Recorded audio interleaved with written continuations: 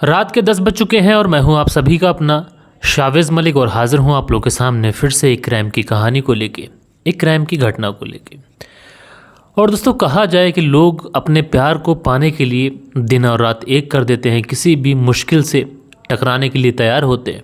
और बड़े बूढ़ों की एक मिसाल है कि इश्क जो है वो आसान नहीं होता, ये एक आग का दरिया है जिसे डूब कर ही आशिक पार पाता है।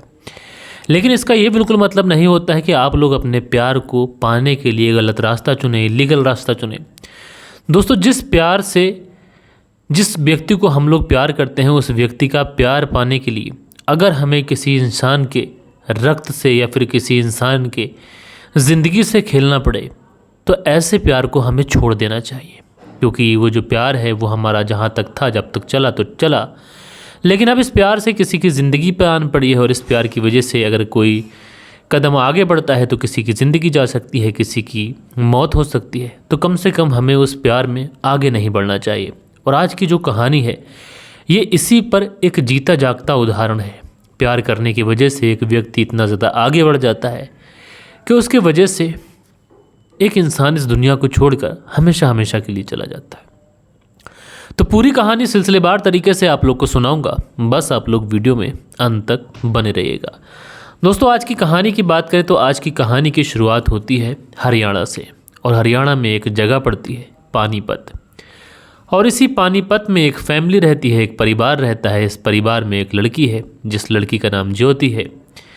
ज्योति अपने परिवार में अपनी फैमिली के साथ में रहती है, जिस तरीके से हम लोग अपनी फैमिली में रहते हैं। एक आम सा परिवार है, सब कुछ ठीक है। परिवार के पास ज़्यादा पैसे तो नहीं है, लेकिन पिता इधर उधर काम करते हैं, उससे कुछ पैसे अर्जित हो जाते हैं। इस वजह से जो परिवार है उसका जो भरण पोषण है वो ठीक तरीके से हो रहा है। अच्छा, जो ज्योति थी इसको पढ़ने लिखने का काफ़ी ज़्यादा शौक़ था, इसलिए ये हाई स्कूल करती है, इंटर करती है। और इंटर करने के बाद में एक कॉलेज है, RA कॉलेज, और इसी कॉलेज के अंदर ये BA में एडमिशन ले लेती है। जब ज्योति इस RA कॉलेज में BA में एडमिशन ले लेती है और जो पिता थे इधर अपनी मेहनत मजदूरी कर जो भी काम करते थे, उससे जो भी पैसे अर्जित करते उससे अपनी बेटी की शिक्षा प्रदान करा रहे थे, अपने घर का खर्चा चला रहे थे।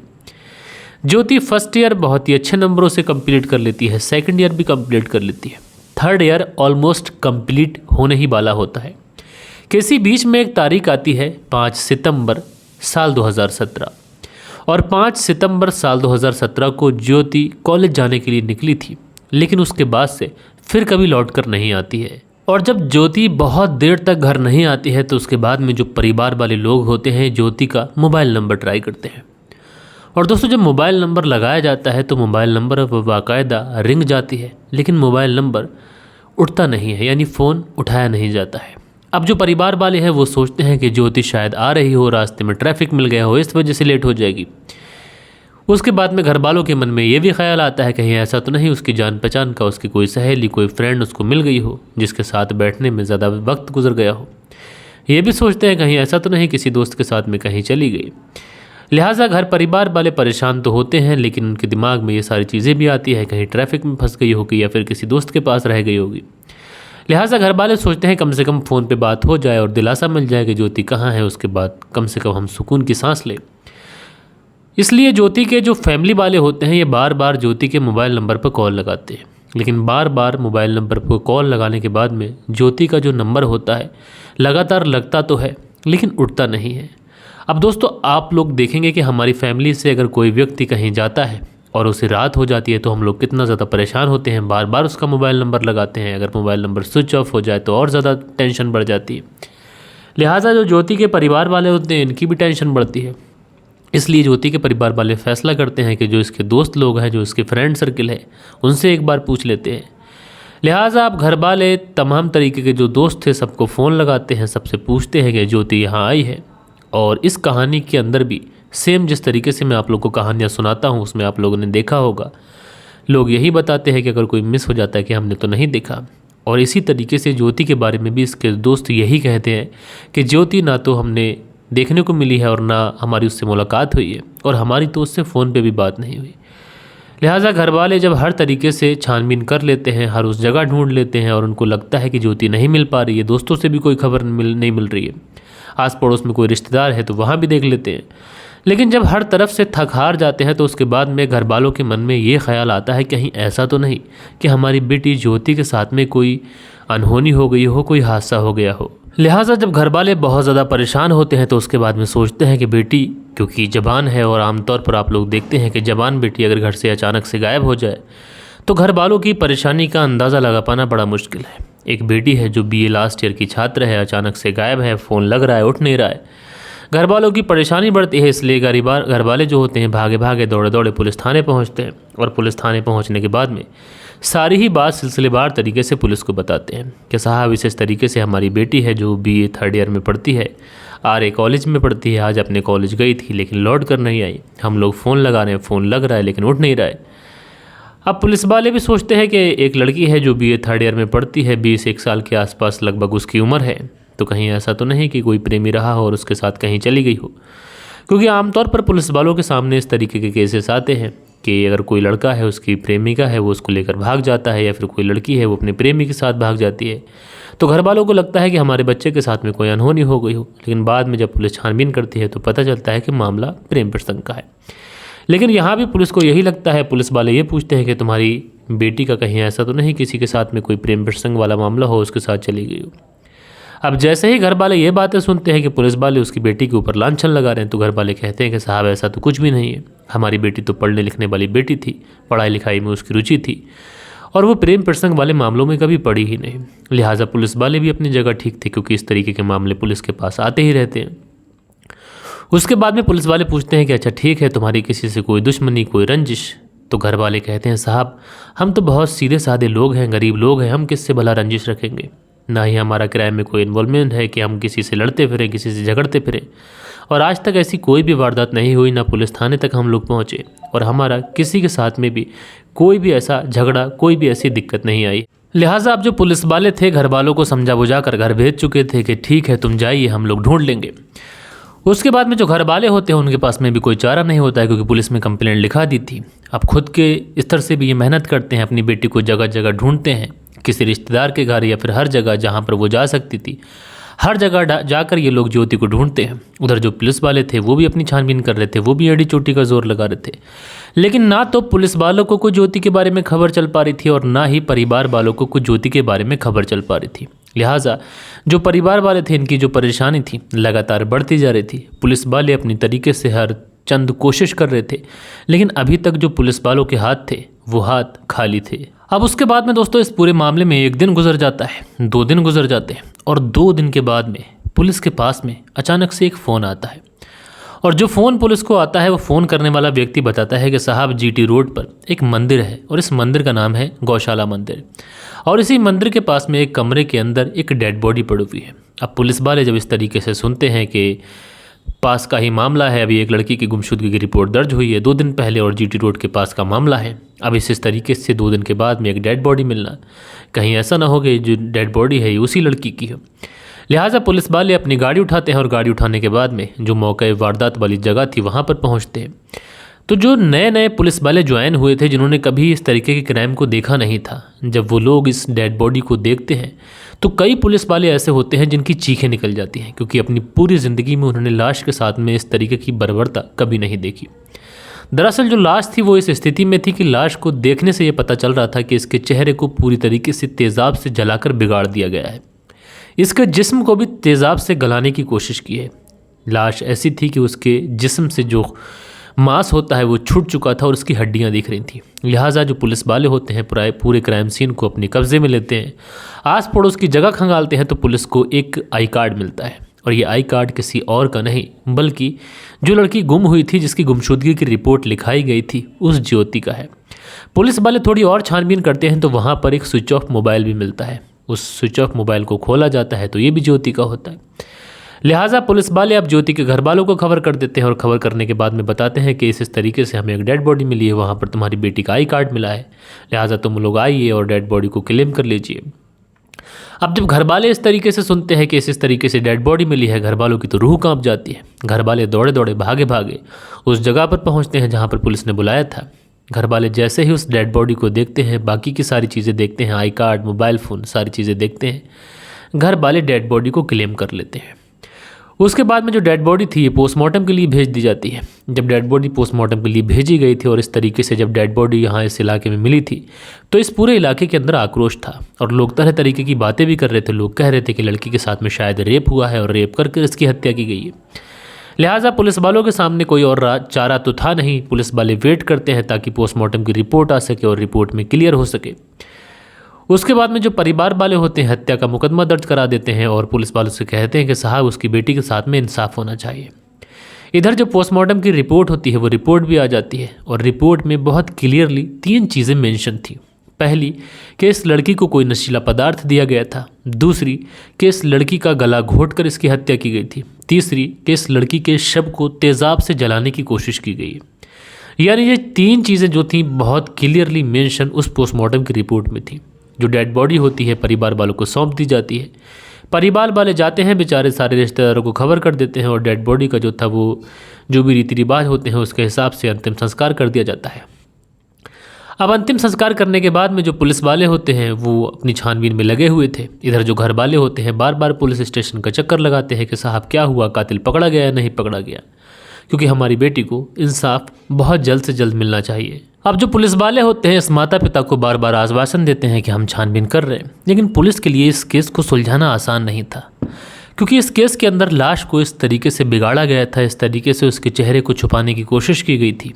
लेकिन पुलिस के सामने सबसे बड़ी हैरानी की ये बात थी कि अगर लाश की पहचान छुपाने के लिए कातिल ने सब कुछ किया था तो फिर उस डेड बॉडी के पास में आई कार्ड क्यों पड़ा हुआ था और उसका मोबाइल क्यों पड़ा हुआ था, जबकि कातिल के पास में इतना समय रहा होगा। जब उसने तेज़ाब डाला, सारी चीज़ें डाली, तो वो अच्छे से चेक कर लेता कोई चीज़ रह तो ना गई हो।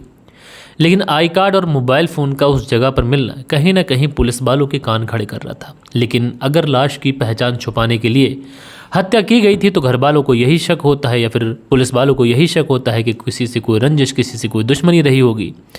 लेकिन घर वालों से पुलिस वाले जब भी पूछताछ करते हैं तो घर वाले यही कहते हैं कि साहब हमारी किसी से कोई दुश्मनी नहीं है, किसी से कोई रंजिश नहीं है। लिहाजा पुलिस वाले बड़ी एक कौतूहल में पड़ जाते हैं, बहुत टेंशन में पड़ जाते हैं कि आखिर इस पूरे मामले को कैसे सुलझाया जाए। लेकिन इसी बीच में पुलिस वालों के पास में एक और फ़ोन आता है और इस फ़ोन में एक लड़की की गुमशुदगी की रिपोर्ट लिखाई जाती है। ये जो लड़की होती है इस लड़की का नाम सिमरन होता है। सिमरन जो कि सेम उम्र की लड़की है और 5 सितंबर साल 2017 जिस दिन ज्योति गायब हुई थी उसी दिन से ये लड़की भी गायब है। और लड़की गायब है और उसी इलाके की रहने वाली है और उसी सेम सारी चीज़ें वही हैं, उसी डेट से गायब हुई है। लिहाजा पुलिस वालों के लिए अब मुश्किल बहुत ज़्यादा बढ़ रही थी। एक ही डेट से 2 लड़की गायब है, एक लड़की की हत्या कर दी गई है, एक लड़की गायब है। आखिर पूरा मामला क्या है? पुलिस वाले इस पूरे मामले को सुलझाने की कोशिश करते हैं। पुलिस वाले ये भी चेक करने की कोशिश करते हैं कहीं ऐसा तो नहीं कि ये दोनों लड़कियां हैं, जो एक लड़की की हत्या हो चुकी है, जो एक गुम है, इन दोनों का मामला एक दूसरे से लिंक्ड हो। लिहाजा जो पुलिस वाले होते हैं अब इन दोनों लड़कियों यानी एक लड़की जिसकी हत्या हो चुकी है जिसका नाम ज्योति है, एक लड़की जो गुम है जिसका नाम सिमरन है, इन दोनों का संबंध खोजने लगती है। जब पुलिस पता लगाती है तो पता चलता है कि ज्योति और सिमरन एक साथ आर्य कॉलेज में पढ़ा करती थी। अब जब इस तरीके की चीज़ें सामने आती हैं कि सेम डेट पर सेम स्कूल से 2 लड़कियां अचानक से कहीं गायब हो जाती हैं, एक की डेड बॉडी मिल जाती है, एक लड़की का भी कुछ पता नहीं है, तो पुलिस वालों के कहीं ना कहीं अब हाथ पैर फूलते हैं और पुलिस वालों को ये लगता है कहीं ऐसा तो नहीं कि ये जो मामला है काफ़ी ज़्यादा हाई प्रोफाइल हो, काफ़ी ज़्यादा बड़ा मामला हो। लिहाजा जो पुलिस वाले थे, जिस लड़की की गुमशुदगी की रिपोर्ट लिखाई गई थी सिमरन, उसके परिवार वालों से पूछते हैं कि तुम्हारी बेटी कहाँ गई थी, क्या हुआ था, उस बेटी ने जाते समय कुछ बताया था या फिर नहीं बताया था। तो जो परिवार वाले होते हैं वो ज़्यादा कुछ तो नहीं बताते हैं, लेकिन वो इतना बताते हैं कि हमारी जो बेटी सिमरन है वो जाने से पहले हमें बता के गई थी कि कॉलेज के अंदर कोई फंक्शन है, उस फंक्शन की उसे तैयारी करनी है। तो पुलिस ने उनसे पूछा कि आखिर वो कहाँ गई थी, कौन सी जगह गई थी। तो परिवार वाले बताते हैं ज़्यादा सटीक तो उसने हमें कुछ नहीं बताया था, लेकिन उसने एक बात हमें बताई थी कि जीटी रोड के पास में एक मंदिर है, वहीं मुझे जाना है। अब जैसे ही पुलिस वाले उस गौशाला मंदिर का नाम सुनते हैं पुलिस वालों के कान खड़े हो जाते हैं और पुलिस वालों को ध्यान आता है कि जो ज्योति है, जिसकी उम्र लगभग 20 साल के आसपास थी और अब से लगभग 2 से 3 दिन पहले ज्योति की लाश इसी मंदिर के एक कमरे से मिलती है।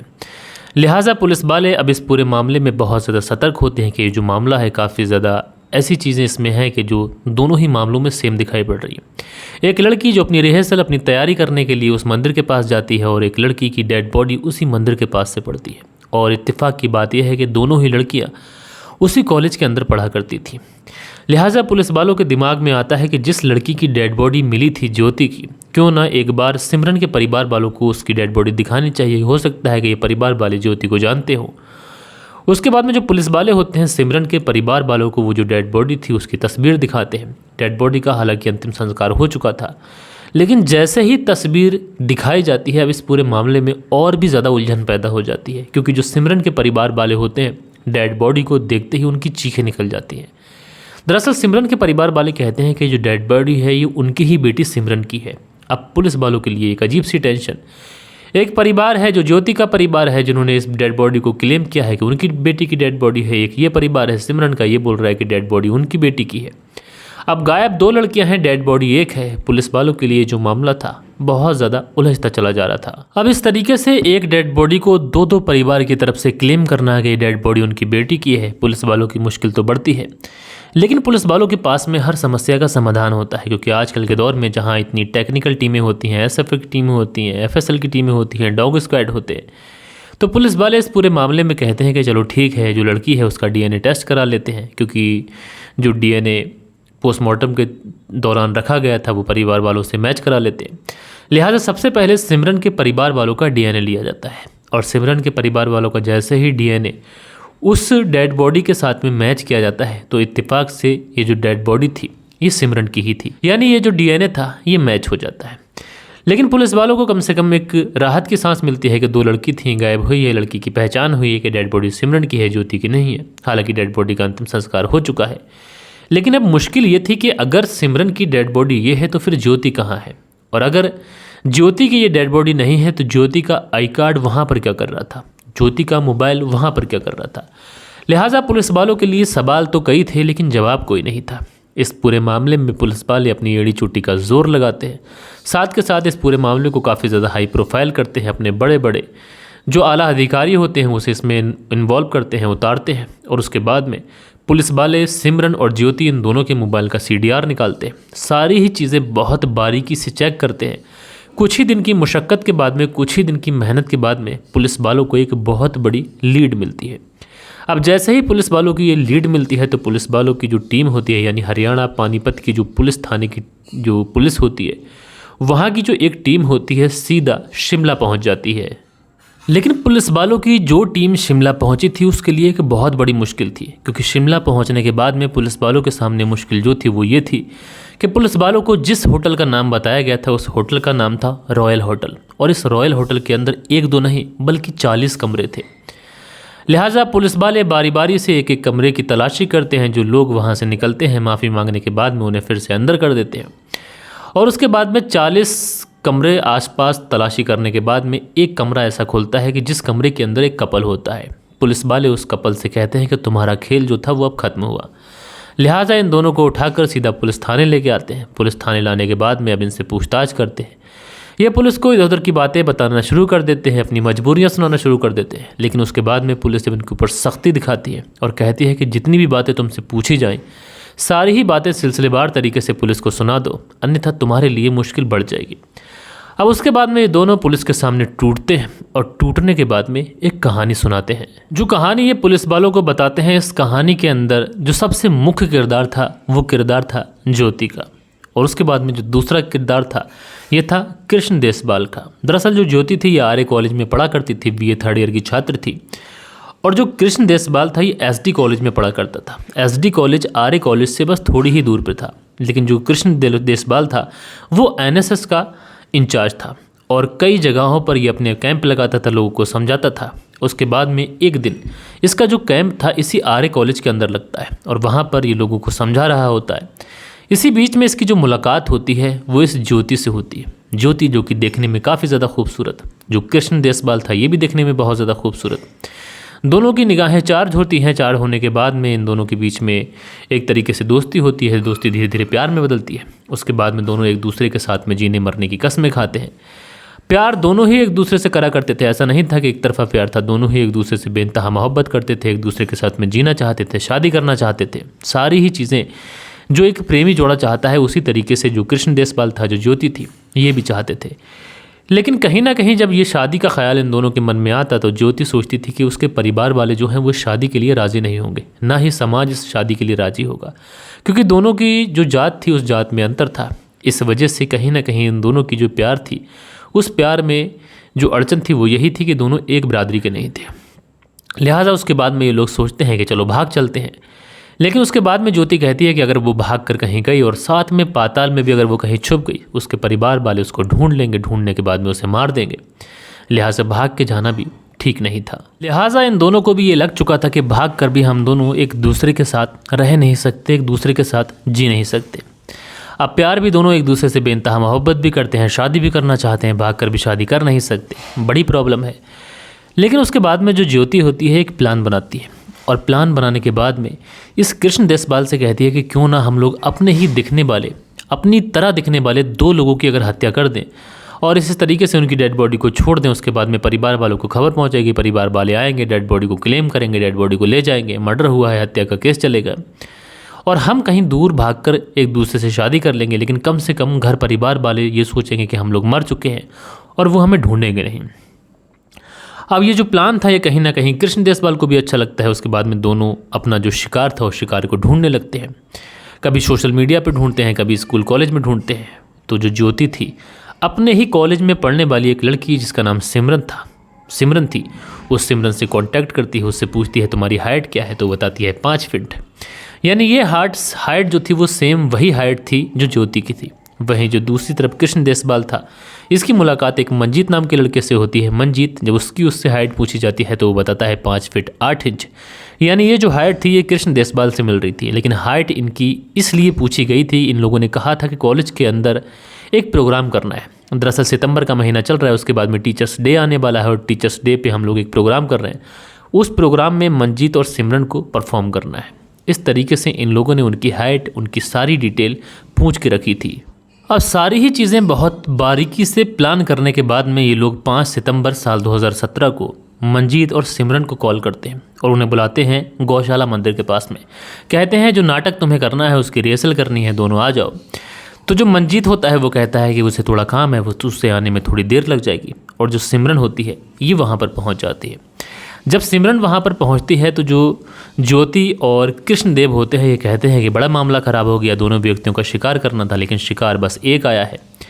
लेकिन यहाँ पर ज्योति कहती है कि दरअसल मेरे परिवार वाले ज़्यादा स्ट्रिक्ट हैं, तुम्हारे परिवार वाले इतने स्ट्रिक्ट हैं नहीं, तुम्हें ढूंढेंगे नहीं। लिहाजा हम लोग ज्योति की हत्या कर देते हैं, उसके बाद में यहाँ से भाग चलते हैं, क्योंकि मेरे परिवार वालों को लगेगा मेरी हत्या हो गई है इसलिए वो मुझे ढूंढेंगे नहीं। लेकिन तुम्हारे परिवार वाले इतने कठोर हैं भी नहीं, इतने सख्त हैं भी नहीं, उनको कुछ ज़्यादा फ़र्क पड़ेगा नहीं। लिहाजा ये प्लान काम करता है। उसके बाद में ये लोग सिमरन को एक कोल्ड ड्रिंक देते हैं और कोल्ड ड्रिंक में इन्होंने नशीला पदार्थ मिला रखा था। बेचारी सिमरन को नहीं पता था कि उसके साथ में क्या होने वाला है।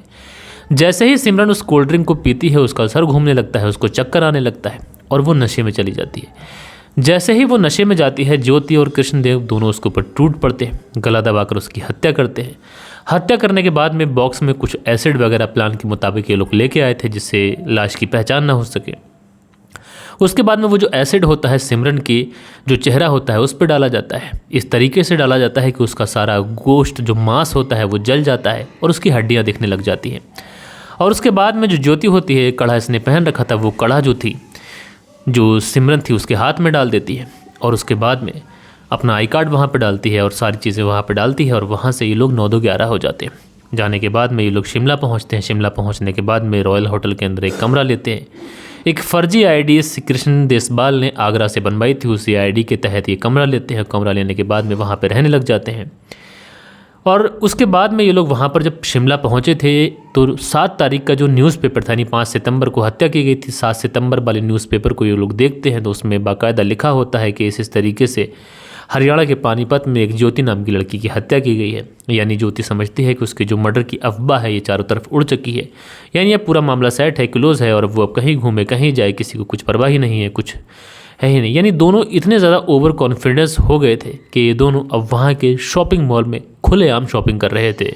अब ये दोनों ओवर कॉन्फिडेंस इसलिए थे क्योंकि अब पूरा मामला ऐसा लग ही रहा था कि इन्हें क्लोज हो गया है। लेकिन इधर जब दोनों परिवार वालों ने इस डेड बॉडी को अपनी बेटी के तौर पर स्वीकारा तो कहीं ना कहीं डीएनए कराया गया। जब डीएनए कराया गया तो पता चला ये डेड बॉडी है सिमरन की है, यानी ज्योति है नहीं।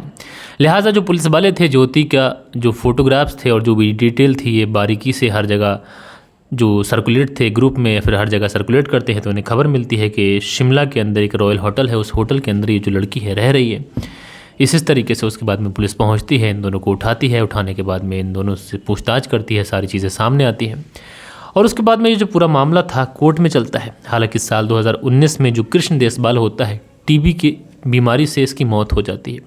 जब टीबी की बीमारी से इसकी मौत होती है तो उस समय लोग ये भी कहते हैं कि कानून और पुलिस वाले इंसाफ ना कर सके तो ऊपर वाले ने इंसाफ कर दिया। हालांकि 5 साल इस पूरे केस को चलते हुए हो गए और साल 2023 में मार्च के महीने में इस पूरे केस में फैसला आता है और जो लड़की थी जो जिंदा बची थी, जिसका नाम ज्योति था, इसको 70,000 रुपये का जुर्माना इसके ऊपर लगाया जाता है और साथ के साथ जो आजीवन कारावास होता है उसकी सज़ा इसे सुनाई जाती है।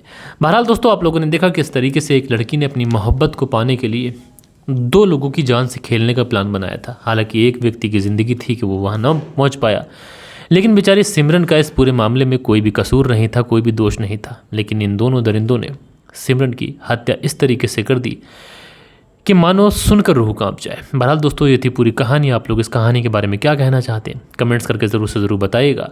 कल के दिन आप लोग के कुछ कमेंट्स भी हैं, वक्त होता है कि आप लोग के कमेंट्स पढ़ लिए जाएं। सो दोस्तों, हमारे चैनल पर जो कल के दिन कमेंट्स आए हैं वो है शीलनिधि लिखते हैं, स्टोरी नई है, आप एक दिन और लोकप्रिय होंगे मलिक जी। तो शीलनिधि जी, आपका बहुत बहुत शुक्रिया। उसके बाद में सिथ्रो मन्नी करके आईडी है, लिखते हैं वेरी बैड फ्रेंड, तो भैया आपका शुक्रिया। उसके बाद में प्रकाश राज हैं, लिखते हैं नमस्कार सर जी, बेंगलोर से कहानी सुनते हैं, भैया आपका शुक्रिया। अंसारी अली हैं जो काफ़ी लंबा कमेंट्स करते हैं, लिखते हैं अस्सलाम वालेकुम महोदय, सुरक्षित रहें, घटना बेहद ही दुखद है और ये लड़का बहुत ही बुरा है और इस तरीके के काम से कम इंसान हर किसी को बचाए। तो अंसारी अली जी, आपका शुक्रिया कि आपको वैसे हमारी कहानी सुनते हैं। दिल बहादुर सिंह है, लिखते हैं nice story mister Malik, thank you. तो दिल बहादुर सिंह जी, आपका शुक्रिया। इकरा इमरान है, लिखते हैं क्या ही कहा जाए, इंसान किसी भी पे भी भरोसा करना मुश्किल है और इंसान को बस संभल के रहना चाहिए। तो इकरा इमरान जी, आपका शुक्रिया। सुरेंद्र शर्मा है, लिखते हैं love you mister Malik, nice story. Surendra Kumar Shri Vijaynagar Rajasthan से, तो आपका बहुत बहुत शुक्रिया। उसके बाद में रजनी रंकारी हैं, लिखते हैं सर नमस्कार, वेरी नाइस कहानी सर, रात को सोने से पहले कहानी सुनकर दिन भर की थकान ख़त्म हो जाती है और लास्ट में अपना नाम सुनकर बहुत अच्छा लगता है, आप और आपकी आवाज़ बहुत अच्छा है, बेंगलोर से राजू दर्जी। तो राजू जी, आपका बहुत बहुत शुक्रिया। उसके बाद में सुनील त्यागी जी हैं, लिखते हैं समान ज़माना बहुत ख़राब आ गया है, रेनू सुनील त्यागी शाना बुलंदशहर से, तो आपका बहुत बहुत शुक्रिया। उसके बाद में डॉक्टर सिद्दीक अहमद हैं जो हमारे प्रिय मित्र हैं, आज बहुत दिनों के बाद में इन्होंने कमेंट्स किया है, लिखते हैं इंसानों की शक्ल में जब जानवरों की तादाद बढ़ गई है इसलिए बुराई और बढ़ती जा रही है। तो डॉक्टर सिद्दीक अहमद जी, आपने बहुत अच्छी बात कही। इंसान दिखता तो इंसान है लेकिन उसके काम जो होते हैं वो बहुत ही ज़्यादा मार्मिक होते हैं, ख़तरनाक होते हैं, बिल्कुल ऐसे होते हैं कि जिसको इंसानियत स्वीकार ही ना करे। उसके बाद में ए चौधरी हैं, लिखते हैं लगता है लोगों में जो धर्म है उससे दूरियां बना ली हैं और इसका जो रिश्ता है वो बचा नहीं है और इस तरीके से ये पूरा कमेंट्स करते हैं। तो ए चौधरी जी, आपका बहुत बहुत शुक्रिया। रुद्रा कुमार हैं, लिखते हैं सर क्या ऐसे ऐसे गे होना कोई बुरी बात है, क्या इंसान गे नहीं हो सकता? तो देखो, परवरदिगार ने, ऊपर वाले ने इंसान को जिस तरीके से बनाया है उसी तरीके से रहना चाहिए। अगर प्रकृति से कहीं ना कहीं छेड़छाड़ की जाती है तो ये चीज़ें ठीक नहीं होती हैं। उसके बाद में शरीफ अहमद हैं, लिखते हैं due to your stories we can learn our moral duty and can avoid bad habits. तो शरीफ अहमद जी, आपका बहुत बहुत शुक्रिया। सो दोस्तों, कुछ प्यारे प्यारे कमेंट्स थे जो कल के दिन आप लोगों ने किए थे। आशा करता हूँ आज की जो कहानी है ये आप लोग को पसंद आई होगी। कहानी पसंद आई हो तो लाइक करिएगा और अपने दोस्तों और अपने मित्रों के साथ में ज़रूर से ज़रूर शेयर करिएगा। दोस्तों, मिलते हैं हम लोग कल के दिन किसी और क्राइम स्टोरी के साथ में। जब तक के लिए अपना ख्याल रखिएगा, देश का ख्याल रखिएगा, परिवार के रिश्तों की अहमियत को समझिएगा। जय हिंद, जय भारत।